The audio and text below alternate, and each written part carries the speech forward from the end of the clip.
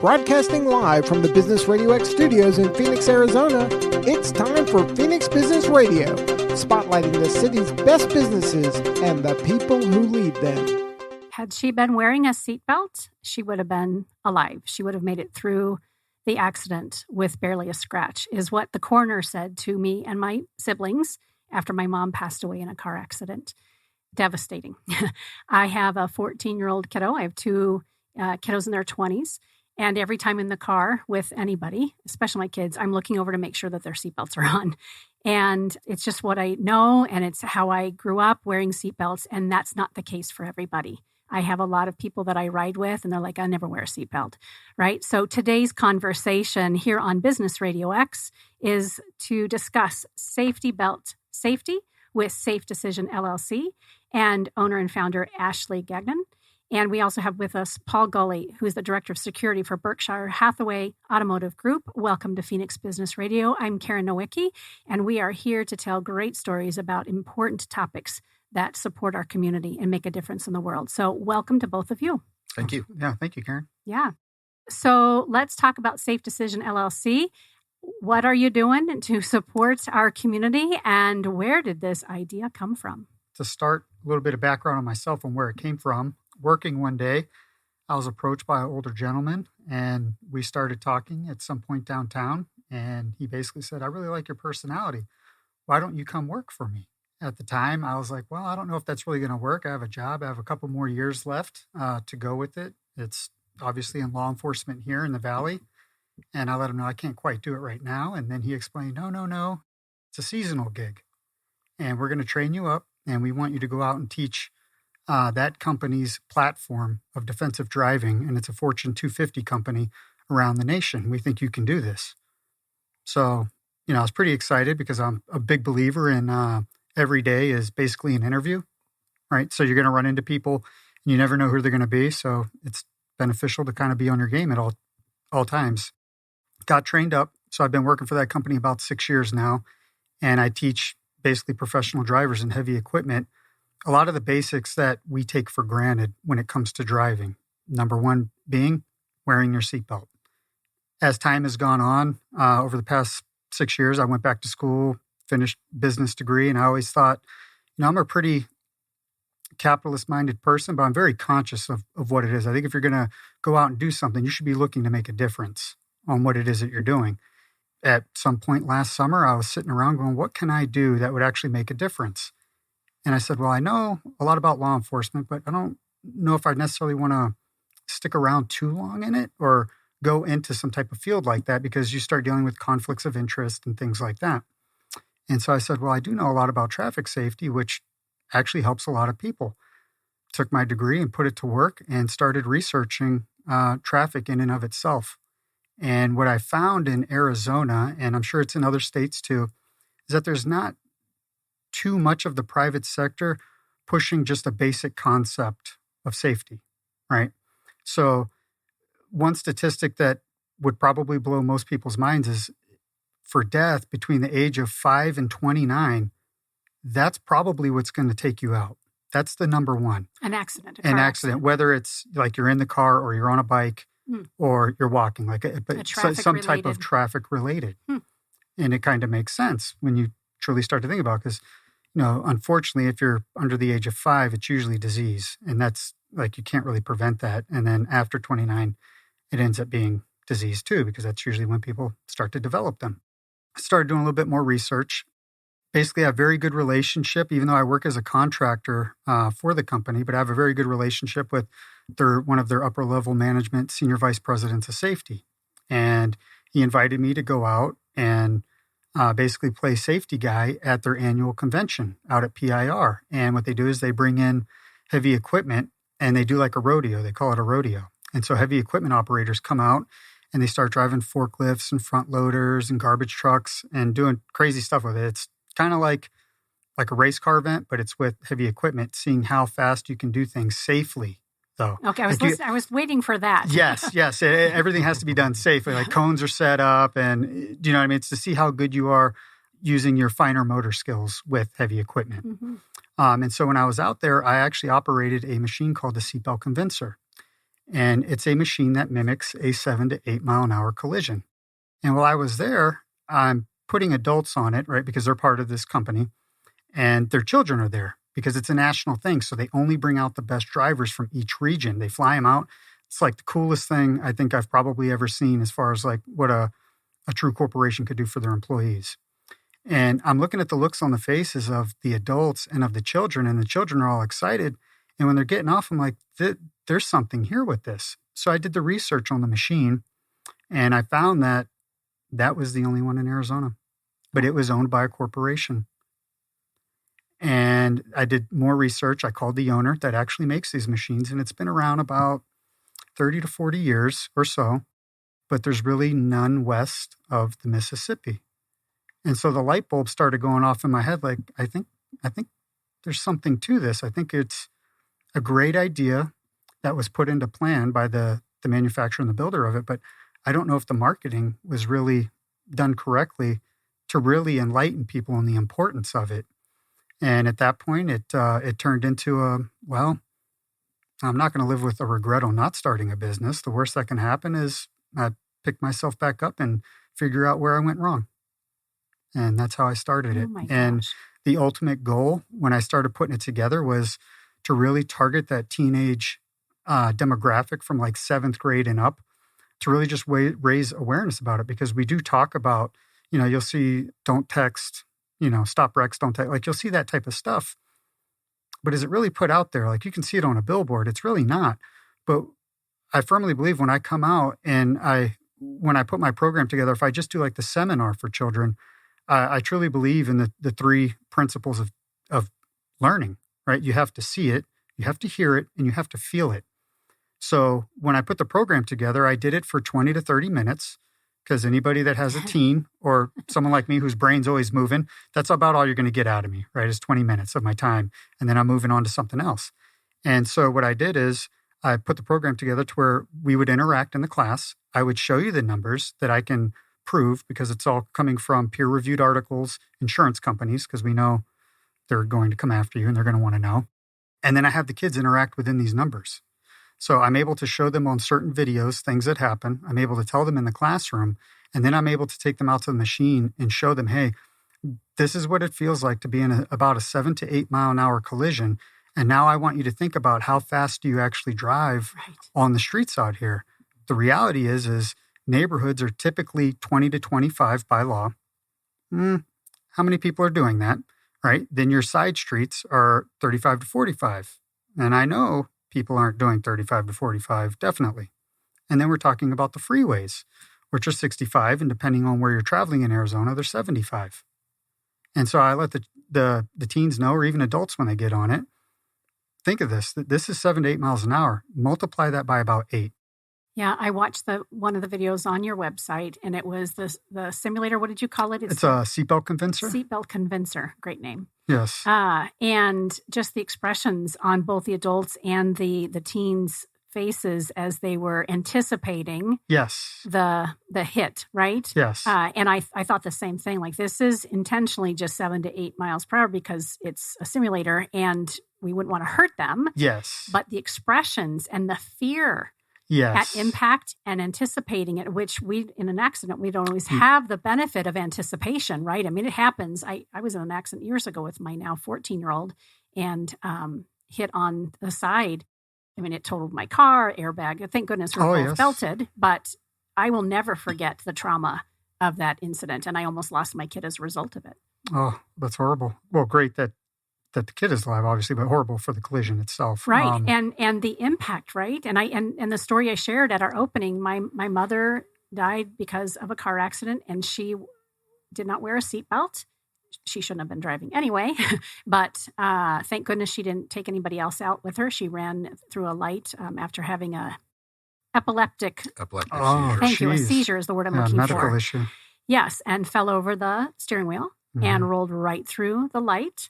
And thank God didn't hit anybody because that was always our greatest fear. She should not have been driving, but she did, stubborn gal, and hit a light pole on the other side. And literally the coroner said, had she been wearing her seatbelt, she would have survived the seizure and she would have only had a couple of scratches. But the airbag blew her back because she was collapsed over it and we lost her. And it's horrible. Yeah. And I know people argue that seatbelts don't save lives. What do you say to that? The studies are out. Look at that. Yeah. It's just not supported. Yeah. The science and the data does not support it. It just doesn't support it. If we're going to look at numbers, then you need to show me the numbers where you survived because of you didn't have on a seatbelt. Yeah. That's what I would say. Show me those because I'd be interested. Yeah. Let's introduce Paul. Let's do that. Why is he here? I will tell you why I'm here. I picked him up down the road. Yeah. Hey, dude, I'm headed to a Yeah. meeting. Yeah, you want to go? Yeah, Sure. hold my hand. No, actually, one of the things we're touching on is the importance of seatbelts. One of the things that, and I'll get into how I met Ash, but one of the things that Ash additionally brings is the awareness of texting, being distracted while you're driving. So the support isn't just for the safety of the person who's got their seatbelt on and is getting hit. It's to try to get other drivers aware of the damage they may do to somebody else because they're distracted and not driving. Ash and I actually met a while back in a mutual investigation that he had with the company. All was good. I think we did a fabulous job together, went our separate ways. Then at work, for the security team members, I started introducing analytic cameras and some other technology at night. With every solution, it always creates another problem. So we bring the solution in. Now I have security team members who are being notified via smartphones and tablets that there may be an issue here or there. The cameras are alerting them, so forth and so on. Now what do I have? Now I have distracted security team members who are being taken out of time, which I think really is the underlying fact of what Ash is helping folks with. When you get a text and you're traveling at 65 miles an hour and you're taken out of time for just 5 seconds, how many feet did that car travel in 5 seconds? So anytime you're taken out of time with a distraction, it's a safety risk, not just for you, but for anybody that's in the vicinity. Mm-hmm. So seeing this happening, I reached out to another good friend of mine who's an officer who said, hey, do you know this guy, Ash? He works in property crimes. Being the fact that there's not a lot of people I know named Ash, I go, yeah, I met him a while back doing a thing. Do you have his number? No, I don't. Here, let me give you his number. Give him a buzz. He's doing this sort of thing, so good. But he's doing it for truck driving companies and so forth, so on. So I reached out to Ash, let him know what the situation was, the problems that we hadn't had yet, but I saw coming. And he said, yeah, let me put something together, but I have this thing coming up, this charter school. Will you please come out and see it? And that's where the friendship got struck. I go out, small classroom, the charter school we're at, sort of youth at risk kind of charter school. Mm-hmm. And I'm paying attention to what Ash is doing, but more importantly, I'm paying attention to the kids' reaction. And they're involved. And I mean, not loosely listening, they're involved. Edge of their seats. Yes. And Ash brings some people in. He'll bring somebody up to prove that multitasking isn't what multitasking is made to be. And it's funny watching the kids cheer the person on that's doing the test or laughing or what have you. And then after, what was it, about an hour? Yeah, it takes about 30 minutes. It kind of depends on the question. This time was about 30 minutes, I'd say. Yeah, but I think with the question and answer, the involvement, and then we went outside, and the kids got on the seatbelt convincer. It made all the difference in the world. It sealed in everything they had already been discussing and correct, yes, entertaining. And what was interesting wasn't what they were saying to Ash. I'm standing in the background, and I'm listening to their conversations. And then I'm like, wow, this is an impact. And if one of those kids, just one, saves themselves or doesn't cause someone else's injury, then it was complete. And I'm very busy at work, and I usually don't have time for this. And all of a sudden I'm like, well, how do I help you promote this? This is absolutely awesome. So then Ash put together something specific for us. And again, absolutely amazed, and I don't mean to embarrass you. Oh, thanks. That's what we do here. Is we've been able to, I have mostly good core people working for me truly now because of the analytics and so forth. I've able to cut back bodies, as we talked earlier, and now we have really good security professionals. And again, I'm thinking, how long are these guys going to stay involved? With Ash's presentation, yeah. They were in it from start to finish. Again, the feedback I got afterwards was fabulous. We try to bring in people to do some training. The one thing I want to warn people about that may be listening to this is in-house training is okay, but people take the training so much more seriously when you invest in someone from outside coming in. Well, because they're the expert in whatever that topic is. Absolutely. Yeah. Experts, new face, drawn in. It's not the same old boss saying this, that, or the other. And quite frankly, Ash and I actually started working on some other training material, and we're going to bring him back in and after the first quarter or the first of the year when I get budget for training again. Yeah. Ash has a way of expanding safety into safety. So in other words, it's not just directed at cars. It started with driving.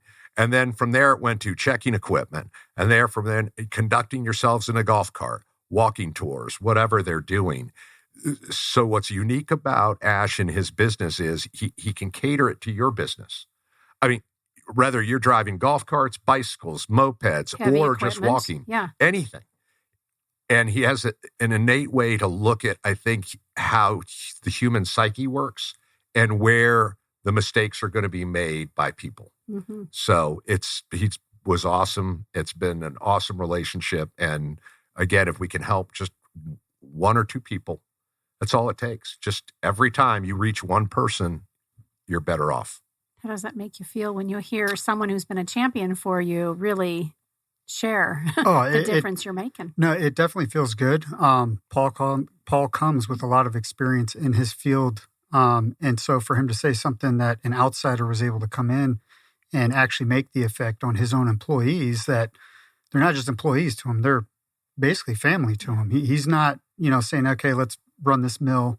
How many times can we get these employees through and pay them minimum? No, we're going to pay them premium, but we're going to invest in them. We care about them. So it actually means a lot for him to say something like that. And that's my intention. So it's definitely a win for me that he knows that I'm not showing up to try to, play the snake oil salesman with what it is that I'm doing. Yeah.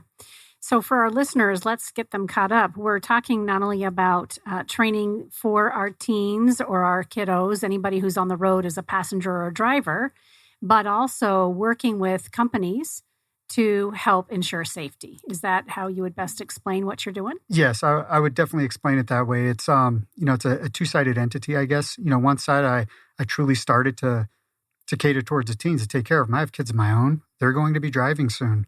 Man, I would feel bad if I knew something and I couldn't pass it on to them. And more importantly, if I had the ability to pass it on to others and not do that. But like anything, it's a business. And I know that I also bring a different angle to safety when it comes to companies, being that I've been working for technically a Fortune 250 company in safety, in defensive driving, bringing that and plus my own background into looking at things from different angles that I know are going to happen because it's never if, it's always when. Right. So yeah, and you mentioned that there was one seatbelt convincer. Is that what it's called? Seatbelt convincer? Yes. Yeah. There's only one, and it was just an in-house. Yes. Convincer for this particular company. So now, are there more than one? Is it the same one, and you're just travel with it? Yeah, I use my own. Yeah. I have my own, so I have the second one, technically speaking. But mine's a private entity, so the bonus that people have when they work with me is I show up as a one-man show. Mm-hmm. So, the way that it could go is, say, the venue that you needed me at, we can pretend and say, hey, I have a soccer team, and they're under youth 15 or 16. What does that mean? That means they're all going to be driving soon, and they'll be driving together. And statistics show when teens are together in a car, accidents go up. And I just want to put the statistic out there, and it's not to scare anybody, but it is a fact that first-year drivers at the age of 16 to 17 years old, 25% of them will be in a reported collision. Reported. And that doesn't mean that like it's a fatality. So it could be a fender bender, something small, but that's reported. And so the thing is for my company to get back to that, I can show up to any entity you need. You want me to come to your house? I can come to your house, do a full screen in your driveway. Now with the COVID issue, they want separation. We can separate the kids out and still get them on the machine, be out in the open. For school entities, I can show up to your school. It's different for that. Each one's scheduling, because when I break down the math behind doing the class, so let's say it's a 30-student class, that's probably going to run about an hour and 10 minutes, give or take, because it takes about a minute to minute and a half to put them on the machine and then get them off safely. But the added benefit is when I show up and do these for you, you don't just get my time and expertise explaining these things and getting them on the machine. I attach a GoPro so I can capture the reactions of each student, and we take pictures after, and then I go home and put together a small video, nothing crazy because I'm not really into the video business, but I put something together, and then that is something that you get to keep on your own for memories or to remind your kid why they buckle up if they start giving you issues later on in the future. Can I ask you a question about the kid? I'm guessing there's a kid, it would likely be mine, that gets off and's like, oh, that wasn't so bad, right? Because again, it's only 7 miles or 8 miles per hour. But is there ever that response where they're like, I don't need to wear a seatbelt? Now, as of right now, I've put, I believe, 130 people on it, I believe. And I've never even had that response at all. Come up, not even close to that. Well, I think that goes back to what Paul said. It's the way in which you teach and guide and provide information so that while it's an interesting thing and it's an experience, they're still thinking about the safety aspect, and it's not a roller coaster ride or, that kind of thing, that Correct. They're really present to, oh, wow, this is life-changing. I think it's definitely Ash's tact where, a kid would have to be just trying to get attention to say something like that. I'm sure one will come up down the road for you. It's inevitable. But on the whole, the group mentality which takes place is really focused on what's being taught. Yes. And I think it's because Ash doesn't speak at the kids. He's speaking with the kids. And I think that's what makes all the difference. As well with adults. Again, he involved every single security team member, and there was only, 11 or 12 in the room. Yeah. Each one of them were asked questions, were part of the conversation. And me as the boss, I just sat back and kept my mouth shut. Like you did with your first experience at the charter school. Absolutely. And just let him go to work. And you felt that similar, like, oh my gosh, this is magic. Yes, absolutely. And then after that, even more so, because all the guards are on radios. So occasionally I may tune in at night. And again, they don't know when I'm on or off the radio, and the radio works valley-wide. And they're openly talking about what a great job, what a cool guy Ash was. And it was funny, a couple of people were like, he's a police officer? Yeah, he is. But yeah, so the feedback, and that's what I like. Everybody's going to give you good feedback in front of, Ash. But it lasted and it lingered. A couple weeks. Yep.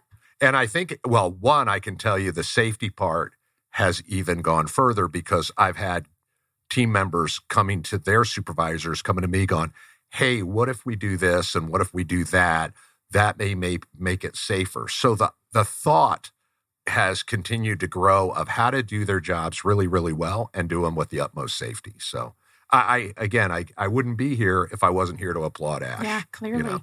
Absolutely. So we talked a little bit about how to connect from a general driver or passenger perspective, but as Paul's talking about it from a corporate or a private entity side, how do people get in touch with you and bring this? And who are you looking to work with? The avenues that I can take are, I guess, multifaceted would be the best way to describe it. So if you own a company that has a fleet of drivers, whether they're security, heavy equipment, whatever it is, if they're in the courier business or the fleet business, as they say, I can come in and take a look to see if you actually have a program set up. And if you don't, I want to work with you directly and we can build this from the ground up. If you do have something, I can always put my eyes on it and maybe tweak it, maybe add some suggestions of what best practices would be from the only experiences that I've seen come up to try to hopefully help mitigate your return on investment, which is ultimately what that vehicle is and what that employee is to you. And the best way I can break it down is if you don't have a program, if you do have a vehicle that's out on the road for your company and the little steps aren't done and that vehicle goes down at some point during that point of travel, what is your loss at that point? Right? Like what is it? Did they, for instance, say they didn't check the oil or they didn't notice the transmission leaking and they get halfway to the destination point? What's your cost going to be for a tow? What's your cost going to be for that employee sitting on the road doing nothing? Mm-hmm. What's your cost going to be and your reputation going to be for the product that you said you would have delivered but wasn't delivered on time? Let alone the accident. Oh, we haven't even got to that right, yet. where it is really driver's fault. Yes. And and all the liability and the pain and the time that comes off that. It also comes down to changing the mindset for your employee as they are a driver, right? Best example I can give you is people get into a collision, and if they have the right of way, what do they say? I had the right of way, right? Mm-hmm. But was it avoidable? More than likely, it probably was if they were paying attention and not just so focused on the mentality of I had the right of way. And I guess not to be too graphic, but you can walk through a cemetery and find a lot of people that had the right of way, but was it the right way? Yeah, I mean, when you go through a green light, have the cars slow down or stop to the left and the right of you before you proceed. And going through the safety part, which was something that surprised me a little bit because I hadn't thought in those terms, and that is oil, water, turn signals, brake lights. So now Ash put together this nice little checklist, and you think of it like a pilot. These guys drive these vehicles professionally. It's what they do at night. If they're getting paid and you're driving, you're a professional driver. Are you doing your checklist and making sure all your equipment on your vehicle works before you take the vehicle out on the road? Mm-hmm. So the safety starts actually, Ash also touches on what your emotions are at the time that you're going to work. If you're highly agitated, getting behind the wheel may not be a good idea. So the safety actually starts well before you enter the vehicle, all the way until you put that vehicle away for the night. And it's multifaceted. Absolutely. Yes. And that's state what I love. State of mind, distractibility, vehicle functioning, how's the vehicle functioning? Physically, how are you? Right. And I'm thinking way back to my defensive driving when I was, a kid learning how to drive just a couple of years ago and made sure that my two that are driving went through a similar course. But this takes it up a whole new notch. Well, here's another thing interesting. Ash, you just read and some peer reports on sleep deprivation. Yes. Mm-hmm. It's, I don't want to give out bad numbers because I don't have them at the top of my head. Let me see if I have it here in my notes. But you can ballpark it. Yeah, ballpark it. If you're, let's say, I think it's about 18 hours awake, I think you're sitting at around like a 0.05. I could be off, so I don't want anybody to quote me on that. But it's detrimental to your ability to think clearly and make the right decisions when driving and be aware, is what we're saying. Yes, it clearly isn't. And so, the best example I could give is, say I go out to a college to teach this course, right?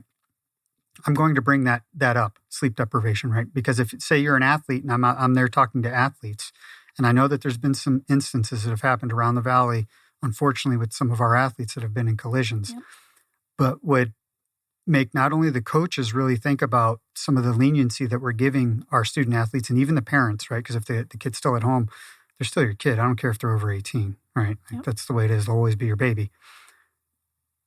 If you wake up at 6 a.m., right, and you're 21, 22, you're a ball of energy, are you not? At 6 a.m., you're going to wake up, you're going to go do your workout, you're going to go to school. When you get done, there's a good chance you're probably going to have to work out again. So we're looking at 5 in the evening, 6 in the evening. So now we're already at 12 hours. What happens? It's a Friday night. Well, what are you going to do when you're 21 or 22? Hanging out with your friends. You're going to go hang out with your friends. Yep. You hang out till midnight and you don't partake in any beverages. Yeah. But now you're 18 hours deep into your day. And then you decide, hey, I'm going to have a beer or two or whatever it is at 1 or 2 in the morning. Now we're 20 hours deep into your day. So you may have only had 1 or 2 drinks, but your body's not functioning in that manner. Yeah. And that goes even with the professional drivers, right? So I could do the same scenario. You work, say, in the heavy equipment industry. Typically, your day is starting at around 3 or 4 in the morning because you want to get out there when there's less traffic to do some of your job. Well, at 3 or 4 in the morning, you wake up and start your day. We'll go with 3 because it makes it easier math. You get off at 3, or you get off at, say, noon. That's 9 hours. Well, your kids are now home by 3. So now that's a 12-hour day. Well, little did you know, your kid has a recital or they have a game, and it doesn't start till 6. So then you get to the game. How long have you been awake? Now you don't get home till now, now you're driving home at 9 or 10 o'clock at night. You're at 18 hours, 19 hours. It's almost a 24-hour day. Are you really ready to technically be behind the wheel? Are you rested? And now you have the greatest package that you could have, your own children in the back. Mm-hmm. And driving, at least for me, I have to be really careful that it doesn't become a passive experience because it's so easy to feel like I'm on autopilot when I'm driving. The conversation that we have, like, oh my gosh, I drove from my studio to home. I don't even remember driving because my mind's a million different places, right? So I really have to, I'm the person who has to put the phone in the back seat to make sure my music is not on too loud and that I'm really paying attention to what I'm doing because it's so easy to be distracted just even in my own thoughts. Oh, it's not only that. It's, they go with the acronym FOMO, F-O-M-O, the fear of missing out. Mm-hmm. And that has obviously plagued a lot of us with technology now, right? We have information at the tips of our fingers. Yeah. And it's definitely played a role in our behaviors and our mindset when we are in a vehicle. Mm-hmm. Yeah. So this company has only been in existence for a year? A year. Wow. Yes. Obviously, it's been a slow uptake because I deal with groups of people. And that's what I'm here to affect. I don't necessarily sell a singular product that I can just come out and sell you. I sell you technically my knowledge base with my experience. And then additionally, the seatbelt convincer comes with me if you would like it or if you would not. Yeah. Well, and you're building relationships, right? Depending on how involved a company wants to be with you. You could be writing the program for them. You could be just auditing it and helping influence in addition to being an actual instructor. And are you also doing your other full-time work as well? Well, I consider the real full-time work being at home with the family, right? That's the ultimate job in the world. God bless parents that take care of their children. Yes. But yes, then I also have another job that I'm working. Requires you, And then the other one where I'm technically a seasonal contractor for. So a lot of things going. Keeps me young. Yeah, sure does. How old are your kids? I got a bunch of them. 12, 7, 5, and 2. Yes, 2. That is a crew. Yeah. And have you been in Arizona your whole life, or where do you? No, I actually hail from the small town, technically, of Lowell, Massachusetts. Okay. And I moved out here in 2002 to start my law enforcement career. So you're brought out here for that. Yes. Yeah, very good. And Paul, are you an Arizonan by? I'm not. I was actually born in Washington, D.C., Baltimore area, and was brought out here again for work. And this is where I've been for 20 years. Yeah. Oh, for 20 years. Yeah. Long time. Yeah. I don't know if you're in a position to tell us more about what you do for your role. I know this is really around supporting Ash and what he's doing. I'm responsible for loss prevention at 35 dealerships in the Southwest. Wow. Altogether, I think we have 83 dealerships, and I do some work for our other stores as well on an as-needed basis. But we have a higher property crime in the Phoenix area than we do in the other regions that we're located in. So I kind of base out of here. Plus we have heavy concentrations of dealerships out here. So it's safety, risk. I was just going to say that loss prevention, risk, safety management, that sort of thing. Those are the kinds of things that business owners, again, small, medium, or large enterprise, need to be aware of, and it's often, I'm guessing, kind of pushed to the back until there's an issue. Yes. Yeah. Let me put it this way. When there are budget cuts because of bad recession, what have you, security generally goes before janitorial because you still have to have your waste cans emptied. It's always been a struggle, and that includes city departments as well. Mm-hmm. It's always been a struggle for budget and for money. Nobody wants to spend the money in those areas. And that's one thing I can say for Ash. We're self-insured, okay? So every accident we have is $10,000 deductible. If Ash saves one accident, saved me $9,000. Like that. Yeah. It's so, again, oftentimes as large companies do these things as a sort of CYA type of thing, Mm-hmm. really, instead of sort of faking your way through it, just get it done and make it happen. You will save money. Yeah. It's inevitable. And you may save a few lives along the way. So one of the most exciting things about what we do, obviously, at Business RadioX is share these great stories. Businesses that are just starting out to businesses that have been around for 40 plus years. And some of the neatest conversations we've had around developing great culture and being a conscious business owner. When an owner or an executive director or C-level executive can share how enrolled the employees are in the success and the matrix or the data of what's happening. So that's what I'm hearing both of you share, that not only is this an education and experience and has staying power, but part of what you help provide is that opportunity for them to look to see and measure the success after they've had time with you and you've helped influence and maybe change and update what they're doing. How many lives have been saved? How many dollars have been saved as a result of less accidents? I've seen it in movies before, like the days without accidents kind of joke. Correct. Yes. That kind of thing. But how telling is that? Oh, very telling. I mean, at the end of the day, it's what are you willing to spend and what is your threshold? Right? If you think about it, do you have a threshold? Do you have a ceiling that you don't want to go over? Well, my job is to lower your ceiling, right? Show your employees that you actually care about them and give them the tools that's needed to maybe think a little differently about how they're going about their not only their daily job, but even life in general, right? There's a lot of things that go on as I'm teaching the class that directly impact even your regular life. It's just comes down to cost to benefit. And if you can break down the cost to benefit, my boss, who's the VP for the region, is so supportive, regional partner. And then all the way from our CFO in Dallas and so forth, I brought this up and they were all over it. Yeah. They're like, yeah, you think the guy, yeah, I know the guy's good. Okay, get it done. That's the beauty of where I work is they see the long-term benefits. It's all the long-term play. Mm-hmm. And again, it's preventative. Absolutely. Yeah. Yes. Tell us, as we close out our segment for today, what are your goals for the teen side of the business, right? Who can we help you get in front of? Who are you looking to be in front of? What are the goals? And then same thing, of course, with the company side. Any and all school districts, as much as I could schedule them in. And again, I'm statewide. So if there's somebody listening in northern or far southern Arizona, we can make something happen for you. As far as the business side for commercial fleets, anybody that has any type of vehicles that operate under their umbrella, I guess, and they're looking to reduce their liability with collisions, things like that. And then any events that are going on where they may just want me to come out and just set up the seatbelt convincer and give impromptu talks with people and get them on the ride. Little things like gain events, high school, college football games I can set up right outside their venue, talk to people as they're coming in and out.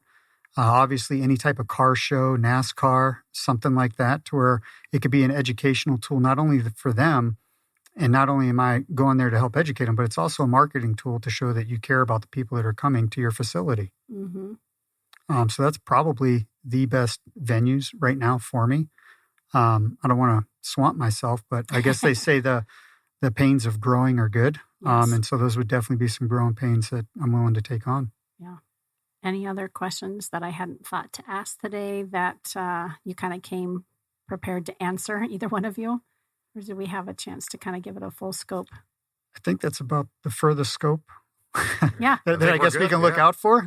If there's any other questions, anybody can hopefully, look up my website, www.safedecision2020.com, or they can email me, same one, safedecision2020@gmail.com, and we can discuss further on what we can do to help you on your ROI. Yeah. On Facebook as well, actively. Yeah, Facebook is active. I put a lot of not only videos for the company and information like that, but I'll even forward things from NHTSA, the National Highway Safety Traffic. So I'll put some of their stats up there. Great. And then I put a lot of the articles from around the valley. And if you pay attention to what's going on, and this is just what's being reported.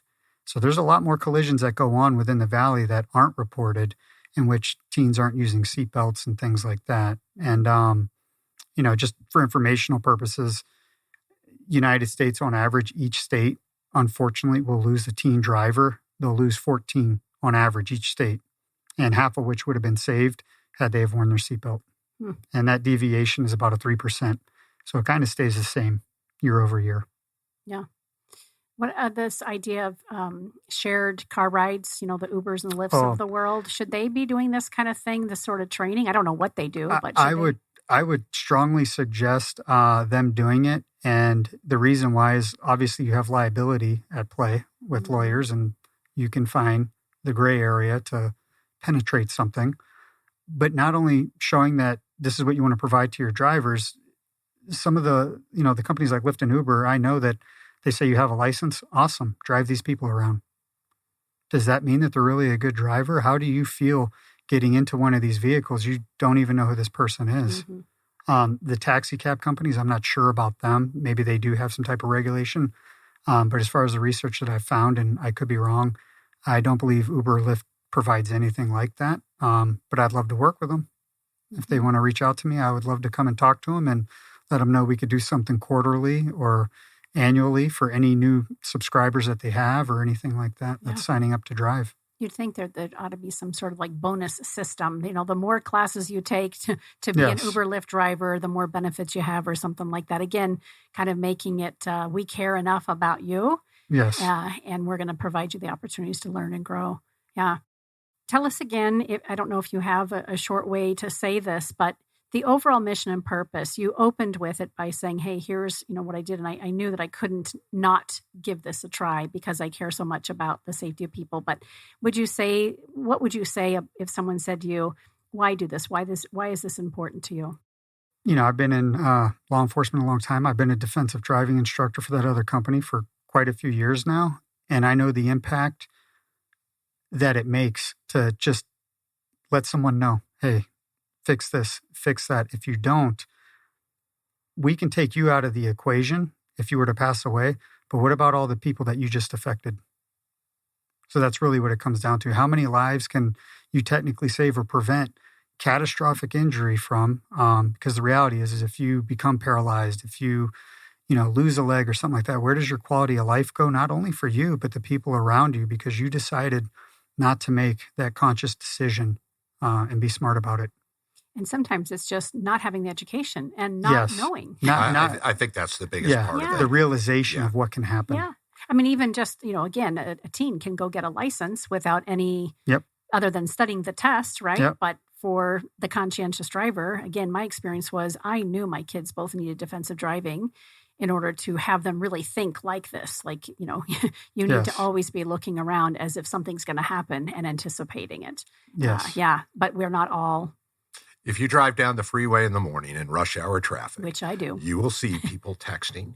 You will see people eating cheeseburgers. Doing their makeup. You will people doing their makeup. I've seen a guy with an electric razor shaving. They have no idea how much they're being taken out of time. And they don't get it because they can glance over and they see the car is where it is. If that car in front of them slams on their brakes and they're a few car lengths back, they're going to be up on top of that car before they know it.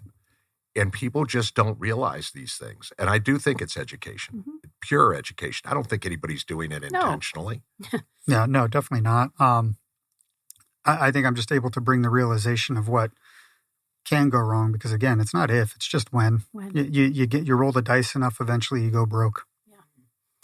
Well, you guys have been great. I hope that our listeners are intrigued and interested in learning more, regardless of which avenue they want to introduce themselves to you and Safe Decision LLC. You can find Ashley and Safe Decision LLC at safedecision2020@gmail.com and the website by the same name, Safe Decision 2020, and also on Facebook as well. I sure appreciate you guys being with us today, and I have tons of introductions that I'm going to make for you, and would love to talk to you about how to stay connected with us as well. You've been listening to Phoenix Business Radio right here at the Mac 6 Entrepreneurial Work Center in Tempe, Arizona, where we help businesses and connect you with the right people. Some media leans left, some lean right, and we lean business. Until next time, I'm Karen Nowicki. Thanks for listening.